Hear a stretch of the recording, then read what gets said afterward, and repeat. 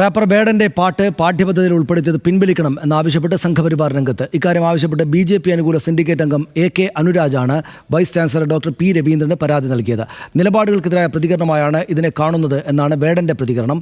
താൻ ആവശ്യപ്പെട്ടിട്ടല്ല പാട്ട് പാഠ്യപദ്ധതിയിൽ ഉൾപ്പെടുത്തിയതെന്നും വേടൻ പ്രതികരിച്ചു.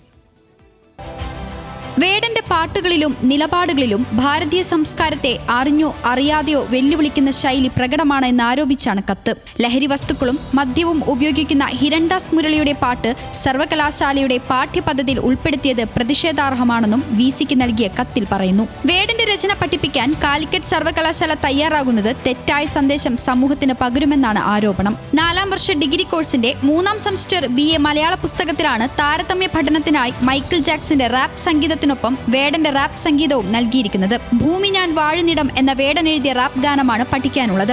ലോകത്തിലെ വിവിധ രാജ്യങ്ങളിൽ നടക്കുന്ന പ്രതിരോധ സംഗീതമാണ് ഈ പാഠഭാഗത്തിന്റെ ഉള്ളടക്കം. മൈക്കിൾ ജാക്സന്റെ they don't care about us എന്ന റാപ്പ് ഗാനത്തെ അധികരിച്ചാണ് താരതമ്യ പഠനം. വേടന്റെ പാട്ടുകളിലും നിലപാടുകളിലും അപകടകരമായ ശൈലി പ്രകടമാണെന്നിരിക്കെ ആ രചന പഠിപ്പിക്കാൻ നൽകുന്നത് പിൻവലിക്കണമെന്ന് BJP അനുകൂല സിൻഡിക്കേറ്റ് അംഗം ആരോപിക്കുന്നു. തന്റെ നിലപാടുകൾക്കെതിരായ എതിർപ്പായി തന്നെയാണ് ഇതിനെ കാണുന്നതെന്നാണ് റാപ്പർ വേടൻ പറഞ്ഞത്. താൻ ആവശ്യപ്പെട്ടിട്ടല്ല പാട്ട് പാഠ്യപദ്ധതിയിൽ ഉൾപ്പെടുത്തിയത്. ഒരുപാട് ആൾക്കാർ ഇപ്പോൾ പറയാൻ മടിക്കുന്ന കാര്യം നമ്മൾ വന്ന് പറയല്ലേ.